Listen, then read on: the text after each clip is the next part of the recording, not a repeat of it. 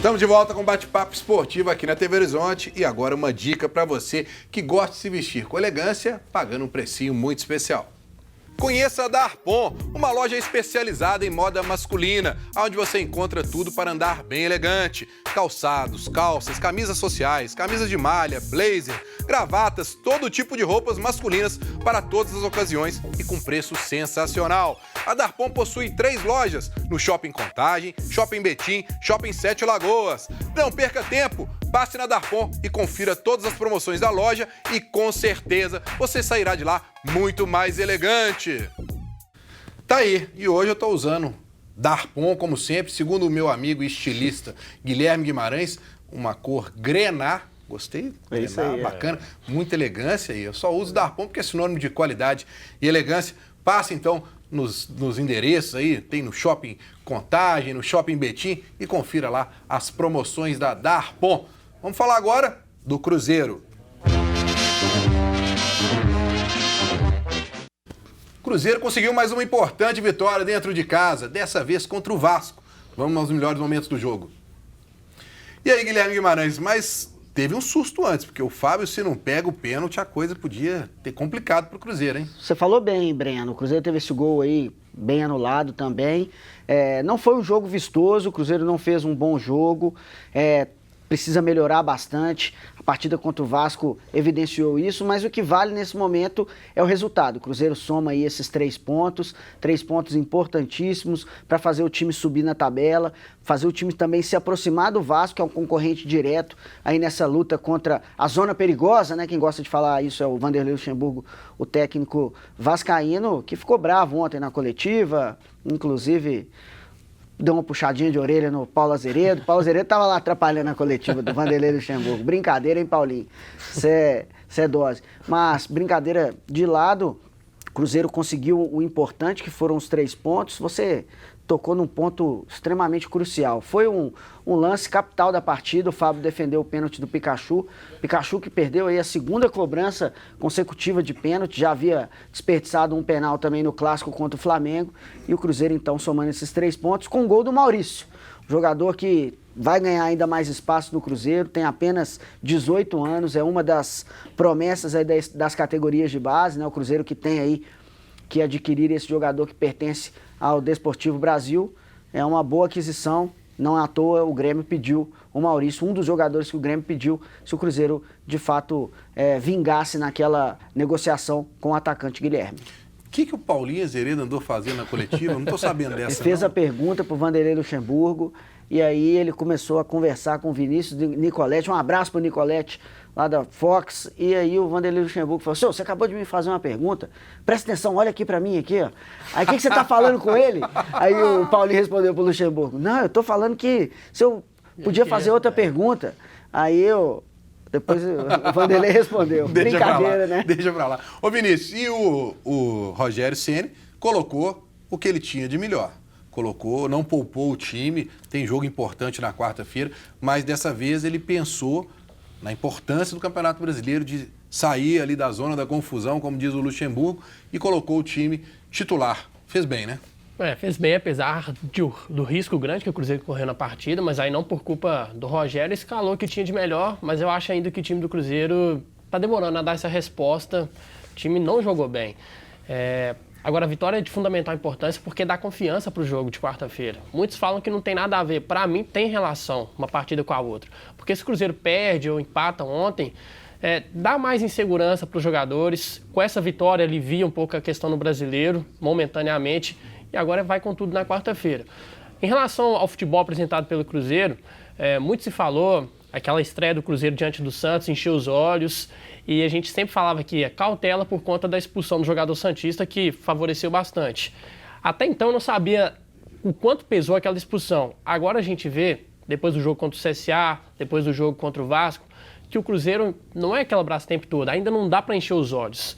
Então, é um processo que o torcedor vai ter que ainda se adaptar, se acostumar de uma nova filosofia, mas que o time do Cruzeiro ainda está engatinhando. O Cruzeiro está evoluindo aos poucos. A gente vê, assim, algumas mudanças de comportamento. O Cruzeiro não dá chutão mais, tenta sempre sair jogando lá atrás, mas às vezes com muitas dificuldades.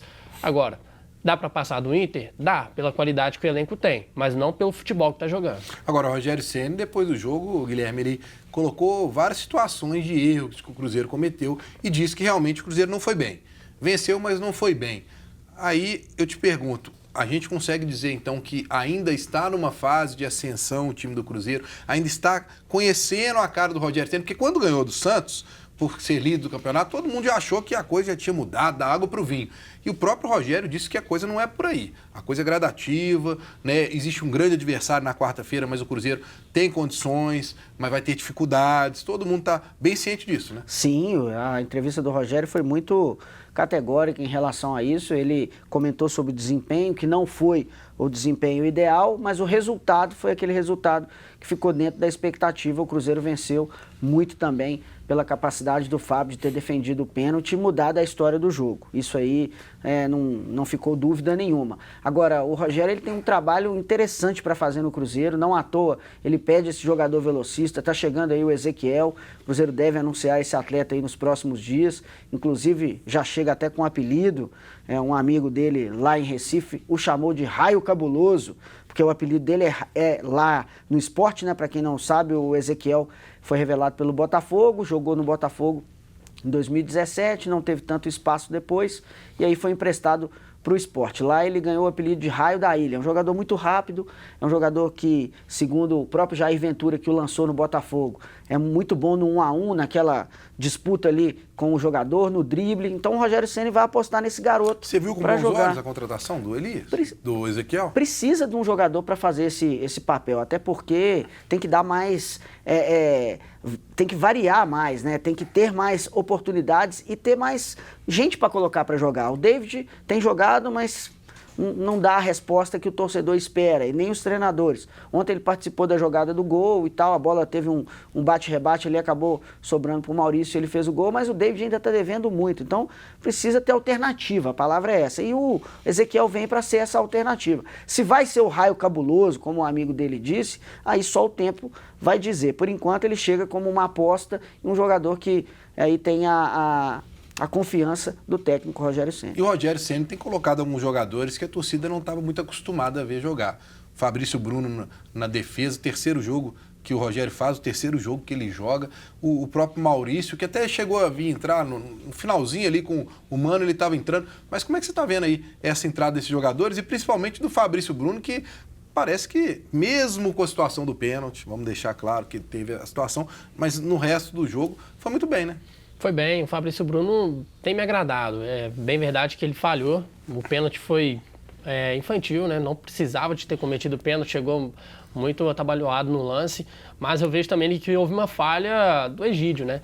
E eu percebo que o Fabrício Bruno tem um desempenho melhor quando joga o Dodô, porque o sistema defensivo do Cruzeiro melhora com o Dodô na lateral esquerda. O Egídio dá muito espaço, e isso acaba afetando também no zagueiro que joga ali do lado esquerdo.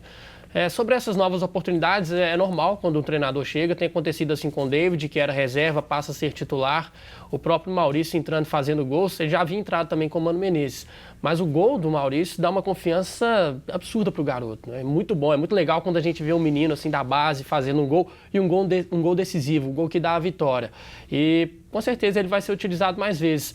O Pio falou do garoto que está vindo, o Ezequiel, e vale lembrar que o Cruzeiro tem um velocista promissor nas categorias de base, que é o Wellington, né? Um jogador que o próprio Rogério Ceni já está atento com ele e é um cara que também pode ser bem utilizado. Bom, antes de chamar a Ana Cláudia para dar uma passadinha com a participação do pessoal de casa, eu tenho um recado para você que procura um hotel em Belo Horizonte, com conforto, comodidade e um bom custo-benefício.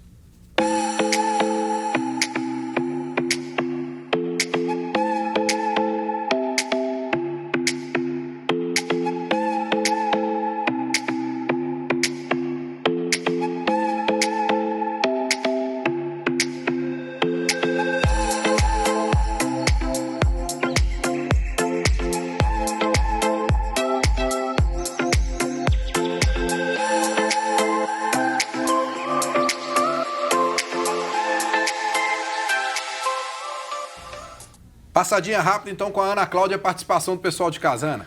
Vamos lá, o André Augusto comentou aqui, valeu Cruzeiro, 3 pontos muito importantes, vamos para cima do Inter, Cruzeiro cabuloso, sempre copeiro, verdadeiro rei de Copas. O Cláudio comentou aqui que o Egídio não dá mais, ele tá muito mal, banco nele, Cruzeirão cabuloso. E o Joselmo falou aqui, Fábio, o melhor goleiro do Brasil, quarta-feira vai nos classificar para a grande final. Agora, Vinícius, o Rafael quer saber, na sua opinião, se o time fica melhor sem o Ariel Cabral em campo. Obrigado pela pergunta, Rafael. Eu acho que fica, pelo estilo do Rogério Ceni, que é um estilo de proposição, um meio de campo mais intenso, todo mundo ataca, todo mundo defende. O Ariel Cabral não tem tanta velocidade, né? Pelo contrário, é um jogador lento. Eu acho que a posição ali de segundo volante vai ser do Robinho. Ele é o que tem mais característica para executar essa função. Tem um outro jogador também que eu acho que pode se encaixar bem quando retornar, que é o Rodriguinho. Faz bem essa função, já fez no Corinthians, vai ser uma concorrência boa. O Henrique é o primeiro volante. Para mim não tem um concorrente hoje no elenco, mas segundo volante, o Ariel Cabral perdeu totalmente espaço e o Robinho é o titular. O Ariel Cabral que não jogou ainda com o Rogério Ceni, não entrou nem um minuto ainda, mas o Rogério ontem na coletiva até comentou isso, né? Que a coisa ainda não quer dizer que ele está descartado, são vários jogos, várias situações aí que pode, de uma hora para outra, dependendo até do adversário, ter uma mudança. Estratégia de jogo. Estratégia de jogo. O Cruzeiro precisou até então acelerar o seu jogo dentro da determinada partida. Foi assim contra o Santos, estava com um jogador a menos, depois contra o CSA, o Cruzeiro precisou propor o jogo, o CSA não dava tanto trabalho para o Cruzeiro, principalmente no primeiro tempo, depois no segundo cresceu bem de produção e aí conseguiu o gol no finalzinho. E ontem o Cruzeiro precisou quebrar a linha do Vasco. O Vasco chegou com um sistema defensivo muito bem postado, algumas falhas pontuais, mas o Cruzeiro tinha dificuldade. E aí acabou conseguindo o gol no lance de bate-rebate, a bola sobrou para o Maurício. Então não era hora de colocar o Ariel Cabral para jogar. Bom, vamos falar mais de Cruzeiro aí no último bloco, mas agora nós vamos para um rápido intervalo e voltamos falando sobre a derrota do Atlético ontem.